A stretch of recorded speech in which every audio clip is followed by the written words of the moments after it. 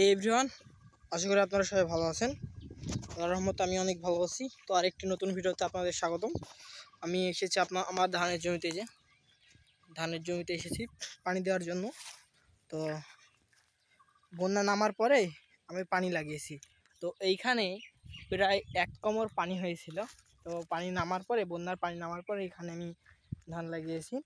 তো আবার প্রচুর পরিমাণে পানি বৃদ্ধি পাচ্ছে নদীতে।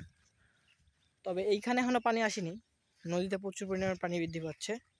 তো আল্লাহর রহমতে যদি ধানটা থাকে তাহলে অনেক লাভবান হতে পারবো।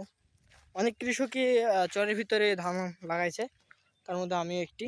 এই যে কিন্তু ওই পাশে যে জমিটা ওইটা লাগানো মানে ওই জমিতে লাগাইনি, মানে আমার পাশের জমিতে, ওটা আমার ছোটো কাকার জমি, ওইখানে লাগাইনি। তবে আমার জমিতে আমি এই ধান রোপণ করেছি। এই যে তো ভিডিওটি এই পর্যন্ত, দেখা হচ্ছে অন্য কোনো ভিডিওতে।